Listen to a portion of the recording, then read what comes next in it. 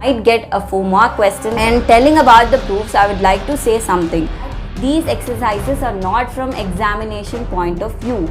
Don't get fooled by seeing that. Many of you are learning for knowledge. Hey, this is SRIKA and today's video is about Maths NCERT textbook, which is the most recommended book for Cbse board exams. It's used by all the students across the globe. So in this video, I'll be discussing a few things about whether the optional exercises are required or not. Should I be reading the appendix part of the book? How should I study the theorems and things like that, and with my own experience too. So let's get started.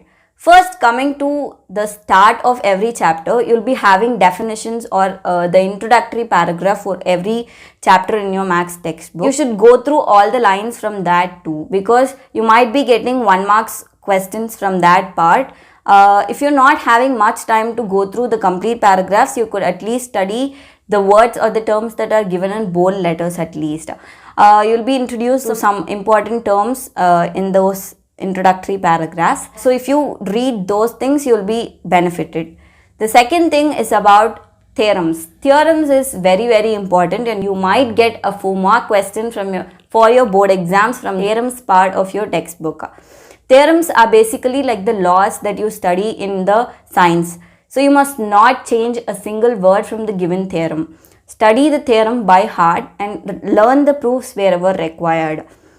And telling about the proofs, I would like to say something, because in most of the proofs, like in the second theorem of the triangles chapter, in the brackets they would have given y. For some steps they would have given y. You should always understand why it is so. Cbse expects you to write why it is so when you are writing the proof for the theorem in the board exam. So it's better that you know why you're getting that particular step from from BPT, from Pythagoras theorem. Like that we should be writing in the brackets. Then coming to the third part, it's about the example questions. Example questions are basically very important and many students don't know it. You might be thinking that example questions are those questions those gives some introduction about the questions that you are getting in your exercises. Or it will be in the same model as that you get in the exercises, but it's not actually true. You'll be having some important questions in the example sums that are not even there in your exercise questions. One of the example for that kind of question is that from the pair of linear equations and from the quadratic equations lesson, you have a question about the upstream and downstream both question, which is there only in your example questions, and there is no question about those upstream and downstream kind of questions in your exercise. So better you do all the example questions with your exercise questions. So the fourth one is about your exercise questions. So exercise questions, usually most of the students do all the exercise questions because it's usually done in your school itself. So you do all the questions. It's also very important. It's the main core actually. So you'll be completing that. Then coming to the next part, it's about the optional exercises. Many students in Cbse are still in a confusion whether we have to study that optional exercise or not. So you must always remember that it's also important. But your NCERT book says that these exercises are not from examination point of view. Don't get fooled by seeing that. You might get some questions from that optional exercises too. Maybe that's how Cbse wants to check how many of you are learning for just marks or how many of you are learning for knowledge, because once it is there in your textbook, they want you to study. So it's better that you know what is there. Do at least once all the exercise questions, optional exercise questions that are there in your textbook. There are some interesting questions in those optional exercises too. That's like in the AP chapter, you will be having a question about some numbers of the houses. That's an interesting question and it seems important too. Coming to the next part, it's about the note to the reader. Note to the reader is something, we don't even see most of the times. Like we'll be completing the exercise questions and you'll directly jump to the next chapter. Please don't do that. You'll be having, after every chapter, you'll be having note to the reader. In the last page, you'll be having a box which says note to the reader. In those boxes, there will be nothing to learn, but there will be something, they'll give some tips for you for your exam.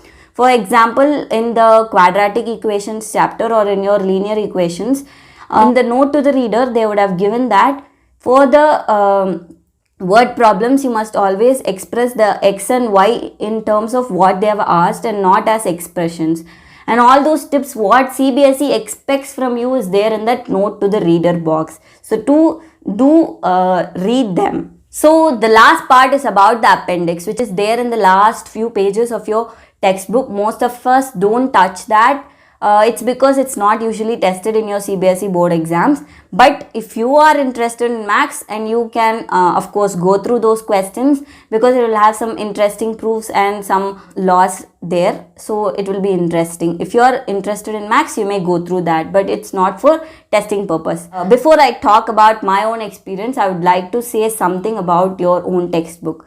Please don't lose your textbook before your board exams. Keep it very, very safe, because your textbook is always yours. You will not get that feel of learning when you use some other person's textbook, or if you are going to lose your textbook and you're going to buy some new textbook, you will not have that feel of reading in your textbook. It often happens. Sometimes even if we forget our textbook in your home, and if you go to school and borrow a book from your friend and learn, you'll feel it different. It's because you always note down some hints or tips about that particular problem in your book, or where you get stuck in that problem, you will know, and you will have written some hints in your textbook. So please don't lose your book. Your book is your treasure. So have it very, very safe. Next, coming to my own experience of using this book, I should say this was the most used NCERT book from me. Comparing to other subjects, I used Maths NCERT the most, and in that Maths NCERT, first I didn't take example sums so seriously, because I didn't know the importance of example questions. I was like in a common perception that example questions will have the same kind of questions that are there in the exercises too. But after during the last 3 months before the exam, I came to know the importance of those questions, and I once got the question of upstream and downstream in my exam. After that, I sat together and worked out all the examples together. That's a very bad practice. So better you just do the example questions with your exercises. So what I would like to say you is that more you explore your NCERT textbook, more knowledge you'll get and more marks you'll get.